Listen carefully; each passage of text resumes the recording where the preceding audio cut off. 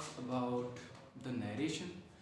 Narration का actual mean होता क्या है? नरेशन मीन्स टू नरेट, किसी चीज़ को बताना, उसे वक्तव्य में बोलना। अच्छा, नरेशन को हम 2 टाइप्स में डिवाइड कर सकते हैं, उसे 2 तरीके से बोल सकते हैं, ठीक है। वो तरीके क्या होते हैं उनके बारे में बात करेंगे, ठीक है। ये पूरा बेसिक रूल से स्टार्ट होगा नरेशन, ठीक है। अगर आपको नरेशन बिल्कुल बेसिक से सीखना है, बिल्कुल अच्छी तरह से, है ना, तो हम नरेशन की बात करेंगे और पूरा कंप्लीट वीडियो बनाएंगे नरेशन का। आपको किसी एक्स्ट्रा रूल की ज़रूरत नहीं पड़ेगी, आप वीडियो के थ्रू आप सीख सकते हैं, बट नोट्स जो हैं वो आपको राइट करने पड़ेंगे। सो देखते हैं क्या है। देखो, नरेशन को हम 2 टाइप्स में डिवाइड करते हैं, या तो उसे डायरेक्ट नरेशन बोल दीजिए, ठीक है, डायरेक्ट नरेशन या फिर डायरेक्ट स्पीच, या फिर indirect narration indirect speech. Means ये दोनों स्टेटमेंट अलग अलग होते हैं।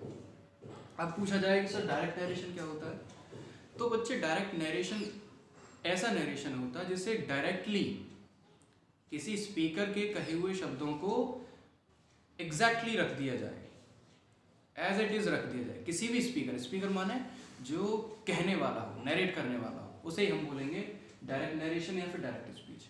अब बात आती है कि इनडायरेक्ट नरेशन क्या होता है।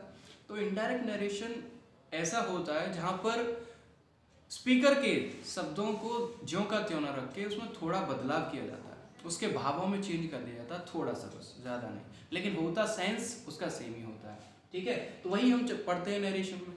टोटल हम जो भी पढ़ेंगे सब नरेशन में ऐसा ही कुछ होता है। जैसे कि हम बात कर लेते हैं, he said comma inverted comma I am going to Delhi, full stop inverted comma बंद, ठीक है। तो इसका मतलब क्या है? पहली बात, यहाँ पर 2 टर्म्स आ रहे हैं, रिपोर्टिंग वर्ब और रिपोर्टेड स्पीच। इन दोनों में डिफरेंस पता होना चाहिए। आपको पता होना चाहिए रिपोर्टिंग वर्ब क्या होती है, ठीक है। रिपोर्टिंग वर्ब वो होती है, मतलब ऐसा रिपोर्टिंग पार्ट जहां पर जो स्पीकर है वो फाइनाइट वर्ब से स्टार्ट हो रहा है, जो फाइनाइट वर्ब है वही होती है रिपोर्टिंग वर्ब। मीन्स हम ऐसे बोल सकते हैं, the verb which introduces the reported speech. Reported speech को जो इंट्रोड्यूस करती है वर्ब, उसे ही बोलते हैं रिपोर्टिंग वर्ब। मीन्स ये फाइनाइट वर्ब होती है, ठीक है, पता होना चाहिए। फाइनाइट वर्ब क्या होती है? जिनका सब्जेक्ट होता है, तो इसका सब्जेक्ट है, इट्स मीन फाइनाइट, और नॉन फाइनाइट जिनका सब्जेक्ट नहीं होता। ये टर्म आपको पता रहने चाहिए। वर्ब का जो वीडियो हमने कंप्लीट करा रखा है, सब पता रहना चाहिए, ठीक है। अब दूसरी बात आती है, हाँ ये ध्यान रखना, रिपोर्टिंग वर्ब जो रहेंगी वो कहाँ पर होंगी? वो इन्वर्टेड कॉमा के बाहर होंगी, इन्वर्टेड कॉमा के बाहर। अब आता है रिपोर्टेड स्पीच। रिपोर्टेड स्पीच क्या होता है? रिपोर्टेड स्पीच ऐसा स्पीच होता है जिसमें जो स्पीकर होता है उसके एग्जैक्ट वर्ड्स को वैसा ही रख दिया जाता है, वही होता है रिपोर्टेड स्पीच। लेकिन ध्यान रखना, ये हमेशा इन्वर्टेड कॉमा के एनक्लोज्ड ही रहेगा, उसके अंदर बंद रहेगा, ठीक है। तो ये होता है रिपोर्टेड स्पीच। इनमें कोई डाउट नहीं होगा, ठीक है।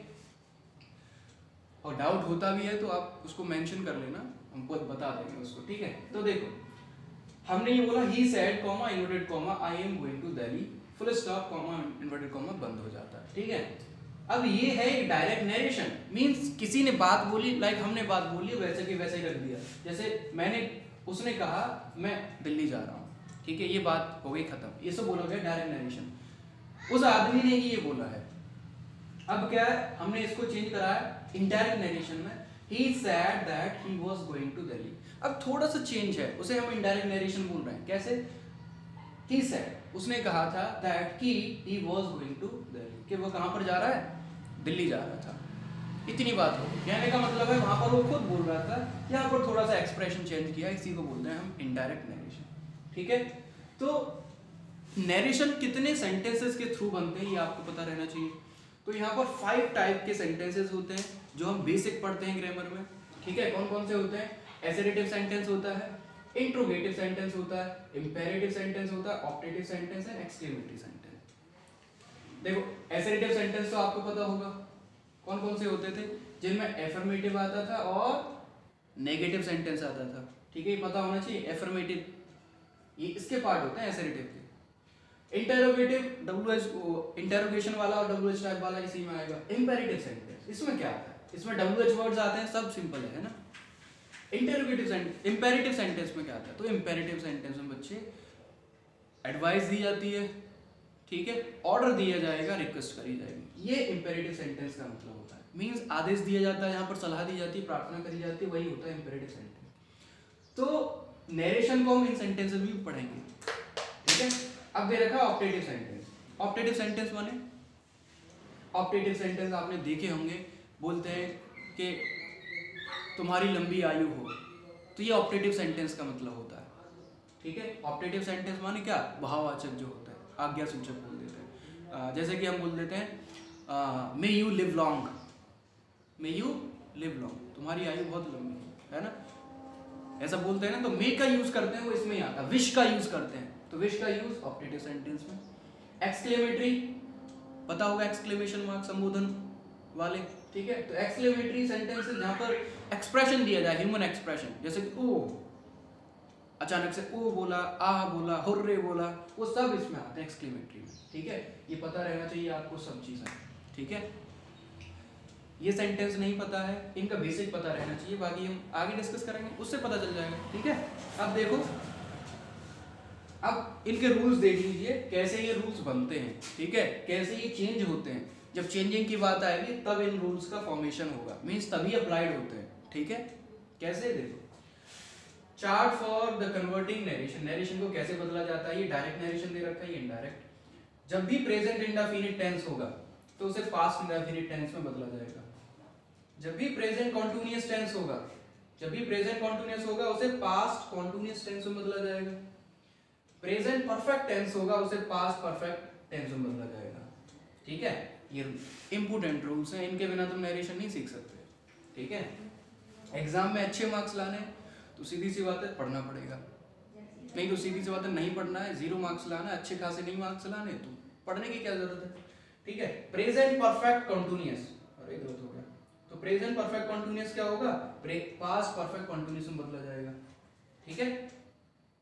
बड़ी अच्छी लाइन लिखी तो पास्ट इंडेफिनिट टेंस किस में चेंज होगा, पास्ट परफेक्ट में। देख लेना डिफरेंस, हम सीधे आ रहे थे प्रेजेंट से प्रेजेंट इंडेफिनिट पर आए, पास्ट इंडेफिनिट में चेंज हो गया। प्रेजेंट कॉन्टिन्यूअस पर आए, पास्ट कॉन्टिन्यूअस में चेंज हो गया। प्रेजेंट परफेक्ट में आए, पास्ट परफेक्ट में चेंज होगा। प्रेजेंट परफेक्ट कॉन्टिन्यूअस आया तो प्रेजेंट पास्ट परफेक्ट कॉन्टिन्यूअस में बदला। अब पास्ट इंडेफिनिट आ रहा है तो डायरेक्ट किस में चेंज हो रहा है, पास्ट परफेक्ट में, ठीक है। याद रखना, पास्ट इंडेफिनिट आएगा पास्ट परफेक्ट में, पास्ट कॉन्टिन्यूअस आता है तो पास्ट परफेक्ट कॉन्टिन्यूअस में, पास्ट परफेक्ट टेंस और पास्ट परफेक्ट कॉन्टिन्यूअस, ये दोनों चेंज नहीं रहते, नो चेंज रहते, ठीक है। पास्ट कॉन्टिन्यूअस हमेशा चेंज होगा पास्ट परफेक्ट कॉन्टिन्यूअस में। ये आपका चार्ट है जो इंपॉर्टेंट है। अब आपका डाउट ये होगा, सर फ्यूचर तो आया ही नहीं, तो फ्यूचर बच्चे फ्यूचर में जब आते हैं तो वहाँ पर मोडाल्स वर्ब स्टार्ट हो जाते हैं, विल को वुड में कर लेते हैं, है ना, शैल को शुड में कर लेते हैं, ऐसी चीज़ें आती हैं, तो इसीलिए वो चेंज नहीं होता, ठीक है। सिर्फ यही चार्ट आपको याद करना है, एग्जाम से क्वेश्चन आएंगे तो ये जो चार्ट है वो सबसे ज़्यादा हेल्प करेगा आपको, ठीक है। देखो, अरे जो बेस है वो यही है, ठीक है। According to this chart you can transform any narration, ठीक है।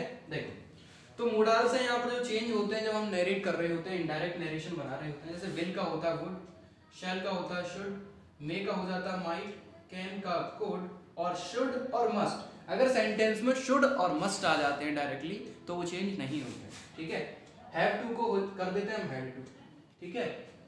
ये सिर्फ एक बेसिक वीडियो है अबाउट द नरेशन ओनली, ठीक है। ये नरेशन के बारे में छोटा सा हमने वीडियो बनाया, किसके लिए, रूल्स के लिए, जिससे कि आप रूल्स को नोट डाउन कर लें।